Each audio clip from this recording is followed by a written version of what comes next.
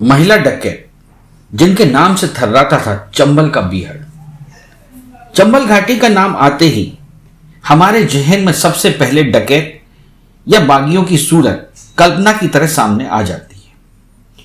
दरअसल चंबल घाटी के ये बीहड़ कभी डकैतों बागियों के लिए अभयारण्य हुआ करते थे, जहां से वे डकैती, अपहरण और हत्याओं का कारोबार चलाते थे। यह भी कहना गलत न होगा कि चंबल नदी का क्षेत्र हमेशा ही डकैतों की कर्मस्थली रहा है। इस नदी घाटी के क्षेत्र में सामंतवादी व्यवस्थाओं से परेशान होकर लोगों ने बंदूक थामकर खुद को बागी घोषित कर दिया था। इनमें से कई तो लोकप्रिय हुए, तो कई मामलों में इन डकैतों को अपने जाति समूहों और क्षेत्र के लोगों का समर्थन प्राप्त रहा। हां, एक खास बात यह है कि इनमें से अधिकतर खुद को डकैत कहलाने की बजाय बागी कहलाना पसंद करते थे। बागी यानी वे जिन्होंने किसी कारणवश बगावत की हो, ना कि खुद के मजे के लिए लोगों को लूटा या डकैती डाली। यहां हम जिक्र कर रहे हैं एक ऐसी महिला दस्यु सुंदरी यानी डकैत बागी का, जिसने चंबल घाटी को आतंक का पर्याय बना दिया था, जिसके नाम से आज भी चंबल घाटी के निकट बसे गांव थर्रा जाते हैं। आपको बता दें, चंबल में ऐसे कई डाकू हुए जिनके नाम से पुलिस भी कांप जाती थी। चंबल में ऐसी महिलाओं की भी कमी नहीं जिन्होंने बीहड़ों पर पुरुष डकैतों की तरह राज किया। हत्या, लूट, डकैती और अपहरण के मामलों में भी वे डाकुओं से पीछे नहीं रही। चलिए अब आपको सिलसिलेवार महिला डकैतों के आतंक के बारे में बताते हैं।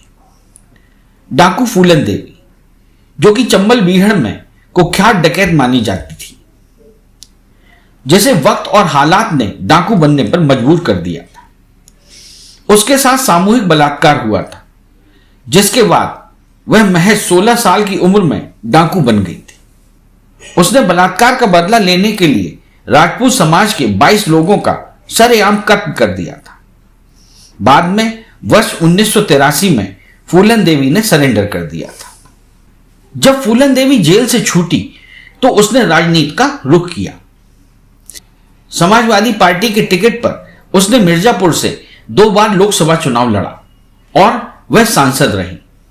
मगर वर्ष 2001 में फूलन देवी की दिल्ली में उसके सरकारी आवास के बाहर गोली मारकर हत्या कर दी थी। लेकिन जब भी चंबल के बीहड़ों का नाम आता है तो फूलन देवी का नाम सामने आता है। अब बात करते हैं पुतली बाई की। डाकू पुतली बाई का नाम आपने जरूर सुना होगा। पुतली बाई को चंबल की पहली महिला डाकू माना जाता है। पुतली बाई का नाम असल में गौहर बानो था। उसके साथ हुई जुल्म जाति ने उसको हथियार उठाने पर मजबूर कर दिया था। चंबल के बीहड़ों पर कभी उसका ही राज चलता था।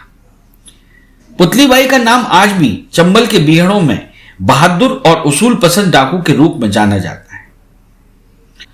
पुतली बाई का जन्म एक बेहद गरीब परिवार में हुआ था। बाद में वह एक नाचने वाली बन गई थी।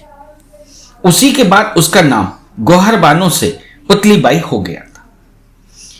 एक बार मशहूर डाकू सुल्ताना ने उसे एक जगह नाचते हुए देखा और तभी से वो पुतली बाई को नाचने के लिए बुलाने लगा। धीरे धीरे डाकू सुल्ताना पुतली बाई को अपना दिल दे बैठा और उसके बाद वह डाकू सुल्ताना के साथ बीहड़ों में रहने लगी। सुल्ताना की मौत के बाद पुतली बाई गिरोह की सरदार बन गई। 50 के दशक में उसका खूब आतंक था। कुसुमा नाइन, दस्यु सुंदरियों में कुसुमा नाइन का नाम भी बीहड़ में जाना माना नाम है। कुसुमा नाइन को उसकी बेरहमी के लिए जाना जाता था। कानपुर देहात के बेमई कांड का बदला लेने के लिए वह डाकू बन गई थी। दरअसल उस हत्याकांड में डाकू फूलन देवी ने 22 राजपूतों की सामूहिक हत्या की थी, जिसके चलते कुसुमा नाइन ने बाद में 14 मल्लाहों को मौत की नींद सुला दिया था। उसने संतोष और राज बहादुर नाम के 2 मल्लाहों की आंखें निकालकर बेरहमी की नई इबारत लिख दी थी। उन दोनों चंबल के बीहड़ों में डाकू लालाराम और कुसुमा नाइन का राज था। उनके नाम से ही लोग कांपते थे। उसी दौरान इन दोनों ने 13 साल की एक लड़की को अगवा कर लिया था। उस लड़की का नाम था सीमा परिहार। बीहड़ में रहने के दौरान सीमा को डकैतों की जीवन शैली इतनी पसंद आई कि उसने भी डाकू बनने की ठान ली। जवानी की दहलीज पर पहुंचते पहुंचते सीमा परिहार का नाम चंबल में आतंक बन गया था। उसके सर पर लगभग 6 दर्जन लोगों की हत्या का आरोप था, जबकि उसके नाम अपहरण के 200 से ज्यादा मामले थे। वर्ष 2000 में सीमा परिहार ने पुलिस के सामने सरेंडर कर दिया। इसके बाद कुछ साल पहले वह चर्चित टीवी शो बिग बॉस में भी दिखाई दी थी। दस्यु सुंदरी रेनू यादव। रेनू यादव का नाम यूपी के विधानसभा चुनाव 2009 से पहले सुर्खियों में आया था। असल में वह राजनीति में आना चाहती थी, लिहाजा उसने समाजवादी पार्टी के प्रमुख अखिलेश यादव से कई बार मुलाकात की थी। चंबल के बीहड़ों में डाकू रेनू यादव डाकू चंदन सिंह यादव के साथ रहती थी। रेनू के खिलाफ हत्या, अपहरण और डकैती के कई मामले दर्ज थे। डाकू रेनू यादव का जन्म औरैया जिले के जमालीपुर गांव में हुआ था।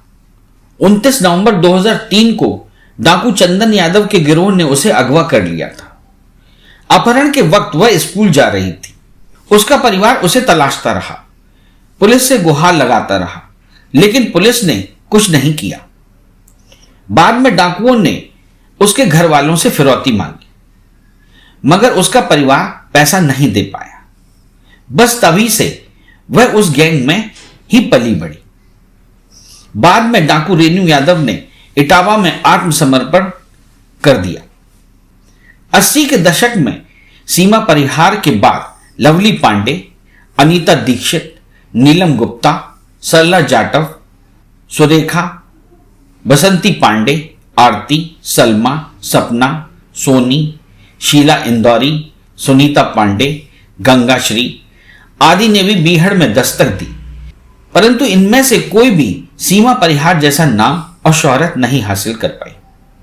सरला जाटव, नीलम गुप्ता और रेनू यादव के अतिरिक्त अन्य महिला डकैत पुलिस की गोलियों का शिकार हो गई। हालांकि एक समय लवली पांडे सीमा परिहार के मुकाबले ज्यादा खतरनाक साबित हुई थी। इस चैनल को लाइक और सब्सक्राइब करना ना भूलें। देखते रहिए बंजारा बीट्स।